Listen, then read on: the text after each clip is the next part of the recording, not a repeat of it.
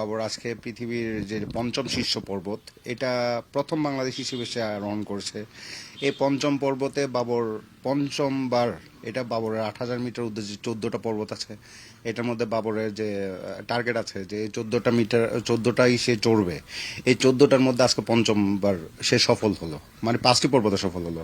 বাংলাদেশে এর আগে আছে 3টা পর্বত একজন ব্যক্তির ইন্ডিভিজুয়াল, বাবর এটা 5টাতে চলে গেল। সো এটা একটা মেন্টাল ব্যারিয়ার। এটাতে বাংলাদেশের মাকালু কখনো বাংলাদেশ থেকে সামিট হয়নি, এই প্রথম সামিট হয়েছে।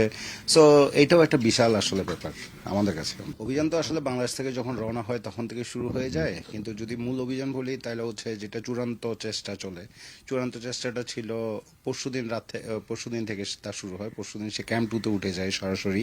এর আগেও সে 2বার ক্যাম্প 2-তে গিয়ে ঘুরে এসছে উচ্চতার সাথে মানিয়ে নেওয়ার জন্য।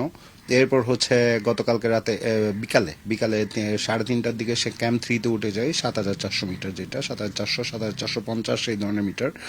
এরপর হচ্ছে ওইখানে অপেক্ষা করতে থাকে অনেক পর্বত, যেমন ধরেন এভারেস্ট একটা ক্যাম্প 4 থাকে, এরা এখানে ক্যাম্প 4 করেনি।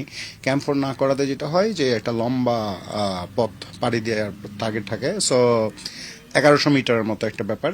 সো বাবর যেটা করেছিল এটা হচ্ছে রাতের বেলা 9:15টার দিকে আমি প্রথম টেক্সট পাই একটা বাবর থেকে যে আই এম গোয়িং আপ।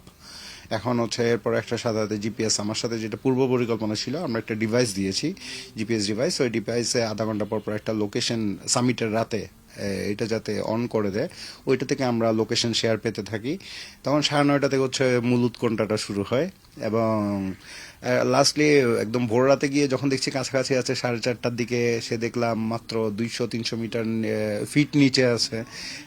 এখান থেকে হঠাৎ করে জিপিএস স্যাটেলাইটের মাধ্যমে যেহেতু এটা কানেক্টেড হয়, এটা লস্ট হয়ে যায়, সিগন্যাল লস্ট হয় কোনো কারণে। সিগন্যাল লস্ট হওয়ার পর আমরা এখানে সেখানে ফোন করতে থাকি, মানে ওদের বেস ক্যাম্পে ফোন করি। বেস ক্যাম্পে তো মোবাইল নেটওয়ার্ক নেই, ওরা হোয়াটসঅ্যাপের মাধ্যমে কথা বলা হয় ওদের সাথে। হয়তো বা কোনো কারণে কানেক্ট ছিল বা গুম ছিল, ওইখানে কানেক্ট করতে পারছি না।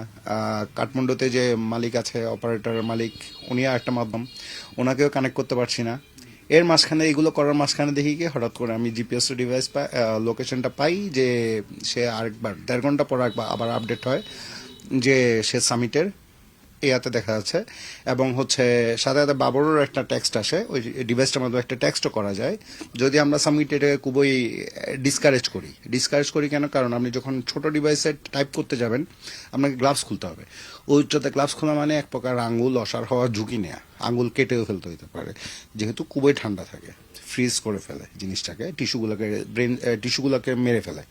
সো বাবর টেক্সট ডে শর্টকাট টেস্ট যে সামিট 5:30 লোকাল টাইম, এটা তখন আমরা বুঝতে পারি, কনফার্ম হই যে এটা। এবং এরপরও কিন্তু আমি থামিনি, এরপর হচ্ছে বেস ক্যাম্প, এবং বেস ক্যাম্পে যিনি কুক আছেন, যিনি বেস ক্যাম্পের দায়িত্বে আছেন, তিনিও কনফার্ম করেছেন, এবং যিনি এজেন্সির মালিক যিনি আছেন তিনিও কনফার্ম করেছেন যে বাবু সামিটে গিয়েছে।